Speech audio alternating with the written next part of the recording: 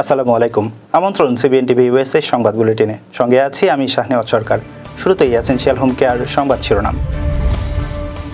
যুক্তরাষ্ট্র ছাড়ছে 5 লক্ষাধিক অভিবাসী, শ্রমবাজারে চাপ। ইরানে আবারও হামলার হুমকি দিল ট্রাম্প। মার্টিন লুথার কিং হত্যার গোপন নথি প্রকাশ এবং অভিবাসীদের বঞ্চনার অভিযোগে ট্রাম্প প্রশাসনের বিরুদ্ধে 20 অঙ্গরাজ্যের মামলা। দর্শক, শুনছিলেন এসেনশিয়াল হোম কেয়ার সংবাদ শিরোনাম। এবার বিস্তারিত।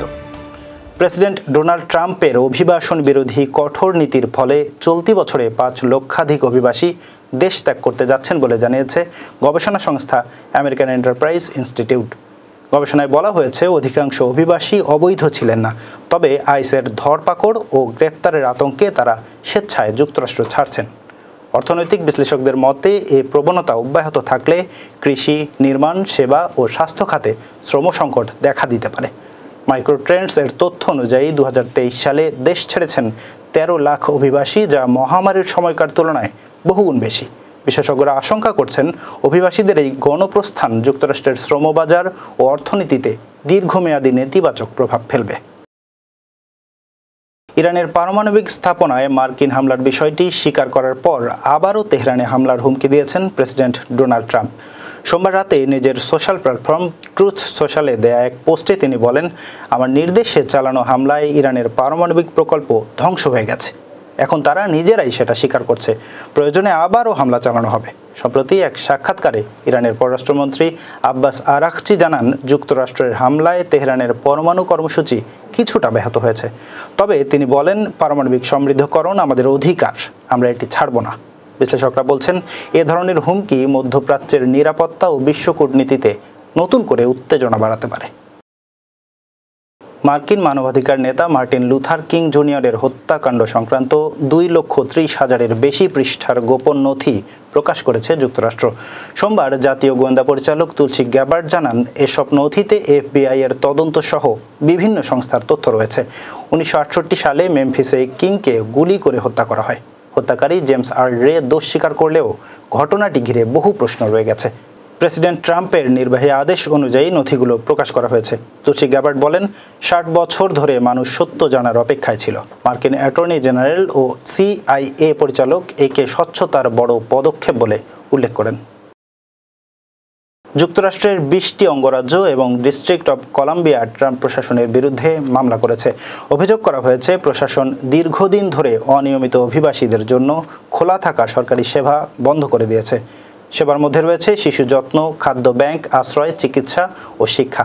1997 সালের ব্যক্তিগত দায়িত্ব ও কর্মসংস্থানের আইন অনুযায়ী এসব সেবা অভিবাসীদের জন্য উন্মুক্ত ছিল। ক্যালিফোর্নিয়ার অ্যাটর্নি জেনারেল রব বোন্টা বলেছেন, এতে দরিদ্র মায়েদের এবং তাদের সন্তানদের ক্ষতি হচ্ছে। ট্রাম্প প্রশাসন আরও বলছে, তারা আইনের সঙ্গে সামঞ্জস্য ফিরিয়ে এনেছে। মামলা করা হয়েছে বিচার বিভাগ, স্বাস্থ্য, শিক্ষা ও শ্রম বিভাগকে নিয়ে। প্রশাসনের সিদ্ধান্ত স্থগিতের জন্য আদালতে আবেদন করা হয়েছে। এবার কর্ণফুলী ইনকাম ট্যাক্স সংবাদ শিরোনাম। নিহতের সংখ্যা বেড়ে 31, আহতদের উন্নত চিকিৎসা নিশ্চিত করতে হাইকোর্টের নির্দেশ এবং আর্থিক সাহায্য চেয়ে প্রধান উপদেষ্টার পেজ থেকে পোস্ট, সমালোচনার পর উধাও। দর্শক, আবার স্বাগতম সিবিএন টিভি ইউএসএ সংবাদ বুলেটিনে। শুনছিলেন কর্ণফুলী ইনকাম ট্যাক্স সংবাদ শিরোনাম। এবার বিস্তারিত। রাজধানীর উত্তরায় মাইলস্টোন স্কুল অ্যান্ড কলেজে বিমান বিধ্বস্তের ঘটনায় এখন পর্যন্ত মৃত্যু বেড়ে দাঁড়িয়েছে 31 জনে। মঙ্গলবার দুপুরে আন্তঃবাহিনীর জনসংযোগ পরিদপ্তরের পাঠানো এক সংবাদ বিজ্ঞপ্তিতে এ তথ্য জানানো হয়েছে। আইএসপিআর জানায়, বিভিন্ন হাসপাতালে নিহতের সংখ্যা দুপুর পর্যন্ত 31 জনে দাঁড়িয়েছে, আর আহতের সংখ্যা 165 জন।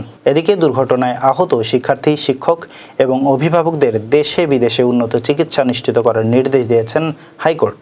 একই সঙ্গে বিমান বিধ্বস্তের কারণ খুঁজতে 7 দিনের মধ্যে উচ্চ পর্যায়ের বিশেষজ্ঞ কমিটি গঠন করে এর 45 দিনের মধ্যে প্রতিবেদন দিতে বলা হয়েছে। এছাড়া দেশের সব স্কুল, কলেজ, মাদ্রাসা ও বিশ্ববিদ্যালয়ের শিক্ষার্থীদের আইডি কার্ডে তাদের রক্তের গ্রুপ ও অভিভাবকদের মোবাইল নম্বর লেখার বিষয়ে পদক্ষেপ নিতে নির্দেশ দিয়েছেন আদালত। রাজধানীর উত্তরায় মাইলস্টোন স্কুল অ্যান্ড কলেজে বিমান বাহিনীর একটি প্রশিক্ষণ বিমান বিধ্বস্তের ঘটনায় ক্ষতিগ্রস্ত ব্যক্তিদের জন্য অর্থ সহায়তা চেয়ে প্রধান উপদেষ্টার ভেরিফাইড ফেসবুক পেজ থেকে একটি পোস্ট দেয়া হয়। এ নিয়ে সামাজিক যোগাযোগ মাধ্যমে সমালোচনা শুরু হলে কিছুক্ষণ পর পেজ থেকে পোস্টটি সরিয়ে ফেলা হয়। তবে কী কারণে পোস্টটি সরিয়ে নেওয়া হয়েছে তা উল্লেখ করা হয়নি। মঙ্গলবার দুপুর 2টার কিছু পর প্রধান উপদেষ্টার ভেরিফাইড ফেসবুক পেজ থেকে করা পোস্টটিতে লেখা ছিল, মাইলস্টোন স্কুল অ্যান্ড কলেজে প্রশিক্ষণ বিমান বিধ্বস্ত হয়ে ক্ষতিগ্রস্তদের জন্য যারা অর্থ সাহায্য করতে চান তারা উপরোক্ত ত্রাণ ও কল্যাণ তহবিলের উল্লেখিত নম্বরে তা জমা দিতে পারেন। একই সঙ্গে প্রধান উপদেষ্টার প্রেস উইংয়ের হোয়াটসঅ্যাপ গ্রুপেও পোস্টটি শেয়ার করেন প্রধান উপদেষ্টার সিনিয়র সহকারী প্রেস সচিব ফয়েজ আহমদ। দর্শক, এই ছিল সিবিএন টিভি ইউএসএ সংবাদ বুলেটিনে। শেষ করছি। পরবর্তী বুলেটিন দেখার আমন্ত্রণ জানিয়ে এতক্ষণ সাথে থাকার জন্য ধন্যবাদ সবাইকে।